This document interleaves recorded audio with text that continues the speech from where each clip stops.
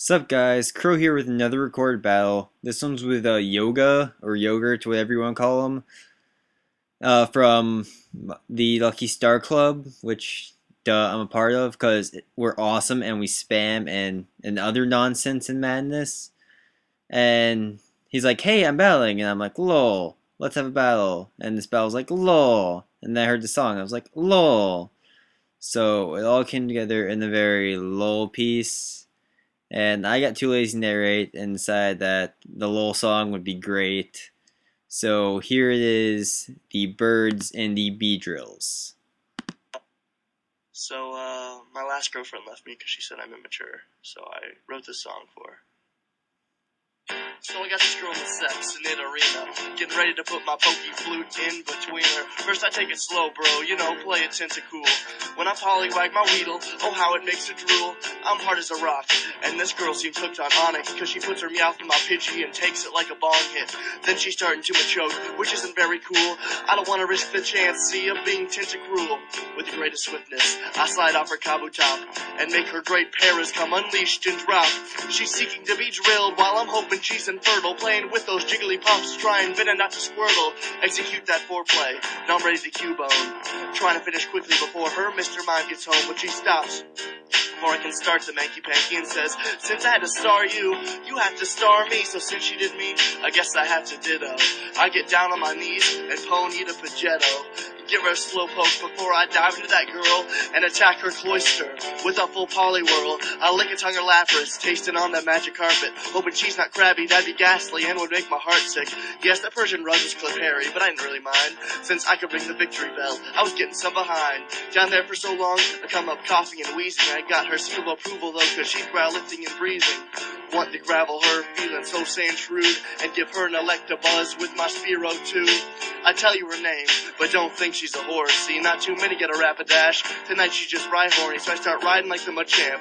Feel like I could roar, going so hard that I probably made her Ivysaur. She wanted my Arbok, so I gave her Gyarados. Going so hard that her Mew almost Tauros. Inside that Butterfree, feeling like Charmeleon bucks. Constantly jolting her from the power of my Psyduck. Now I must have gone and jinxed it somewhere in the equation, cause she started getting drowsy during the copulation. I didn't even notice. I kept going at her Golbat, but then something seemed oddish when I started hearing her Snorlax. I tried to wake her up, but she was poorly gone, and she'd have to be awake before I'd get my flare on. Of course I felt gloom. I thought I had been charming her, and now I can't grime her Voltorb, or I'll be harming her. My Dugong can't muck, and if he does, it'd be rude. But this is still better than the time I brought home a Geodude. With my pants down, my bell sprouted, I feel like I had a doo-doo. So I Mara walked into the bathroom, and when I leave, what do I view? Then my girl's awake a Gengar, which seems kind of far-fetched, and provoked some polyrath at the thought that she fake slept. I asked her what was wrong, does she not like it when I pinch her? And she responded with, calm down a second, Spencer. If you think your sex is good, you're wrong. If you think you're hip, no. The only thing you're good at is Nintendo. I love this girl a magneton, and hearing this was wiggly tough. The evening had started out well, but now was turning rough. Told her, wait a parasect, please stay the only night.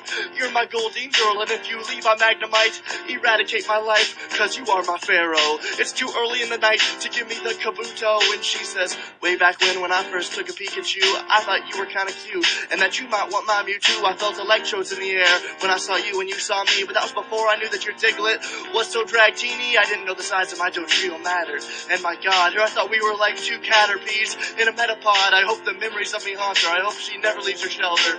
I hope you see your light soon. I go and I tell her, I know you think you're hot shit, but I'm actually Executor. I'm the Omastar, the Kingler. I can find another suitor. I'm sorry about the time I gave you war turtles and blisters, or when I suggested a Doug trio with your sister. But if you still want to go, leave. I won't beg like RK9. Golduck with your new life, I'm having a Blastoise with mine. And that was the night Misty left me, I felt so vile plume. I reckons that Dragonite was the beginning of the doom. But I guess men are from Magmars, women are from Venusaur. And everything tangelible, there's a reason for. I learned this next week, when bad news filled the Dragonair. My heart got chopped in half, like a scyther giving it a tear. A phone call from her mother told me a Kakuna in her head had attached to her Vulpix, and now Misty was dead.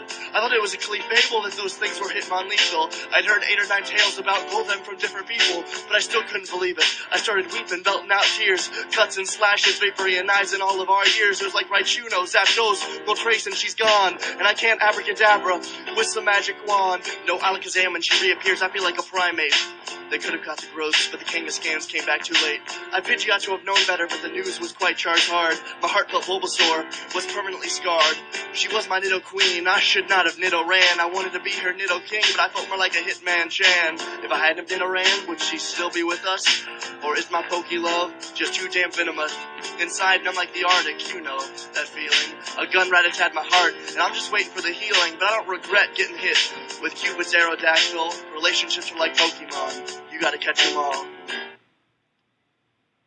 Nidorino.